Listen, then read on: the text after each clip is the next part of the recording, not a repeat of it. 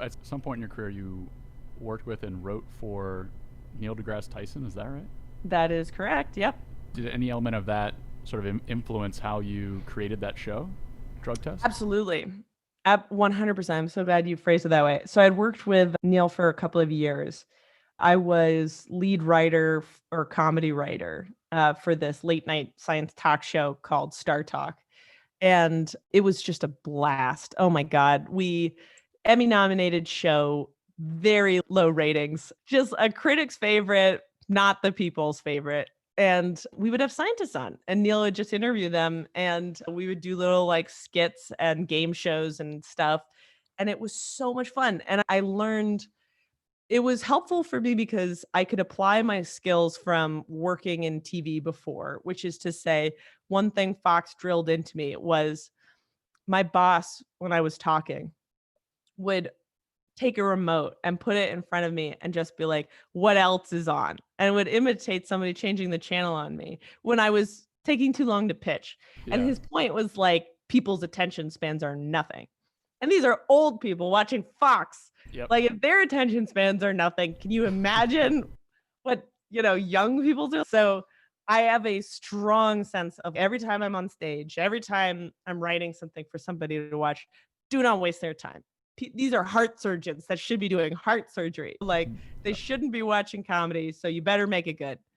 So I was able to use that skill, but I was also able to learn like the physicality, like the way in which people learn. People like to learn when things are demonstrable and physical and explosive and visual and scandalous and loud and catchy. And all these different ways of learning are wonderful and tremendous. And the greatest crime you can do is not go for at least a couple of these things while trying to impart something. Otherwise, you're just wasting people's time. Unless you're giving me directions, give me some cartoons while you're talking or something. That's great. Oh yeah, Neil is great. He was such a great boss. I just like one quote that he gave me that I love. He would just say, because I was so honored to be around him and to be around all those wonderful people. I'd be like, man, I feel like the party crasher here, the odd man out, because everyone here is so accomplished. And he would never let me get away with saying such self-effacing things even when they were jokes, because he would really would take care to remind me that my job was important, because he would say people can't laugh and be afraid at the same time, which I really loved. And then I laughed fearfully at because it was Neil deGrasse Tyson. But the point remains underneath it, which is that like comedy is a backdoor into consciousness, and it is a way of getting through the dry and the mundane to get at a truth. So it makes something relevant to people. So bring us to present day. What are you doing right now? Carrying on the torch. I have founded a company called Hello Psychom, where I consult scientists on how to be funny. And it's going great so far. We have 0 clients. Just kidding. We've got a couple of clients. As a matter of fact, we have a lot of psychedelic oriented clients. But it's been a lot of fun because I get to carry on my love of science education, but also comedy, which I think is instrumental. What do you mean? What's an example of that? Why does a scientist need to be funny? In what context?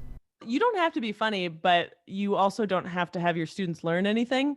A lot of people talk to hear themselves rather than talking so other people will listen. So it really has to do with, do you want to make sounds or do you want to change minds?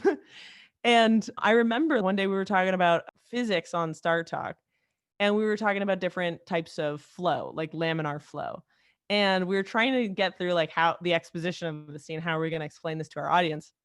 And one of our guests on this show was bald, wonderful comedian named Scott Adsit. And I was like, what if we demonstrated on Scott's head, on his dome, like how different like air molecules will flow over his head? And so we were like, okay, over the smooth part of his head is laminar flow. And then once it hits this, like he had like a tiny strip of hair, he was very proud of in the back. We're like, then it becomes turbulent flow because it gets caught in the hairs. And so the air starts to create turbulence. And I made these diagrams. And by the way, I am the biggest fan of Scott Adsit. I've seen so much of his performances. And when I finally met him, I had to be like, so I wrote this sketch about how you're bald. And he couldn't have been nicer about it. I Yeah. like, oh God, my heart beat out my chest.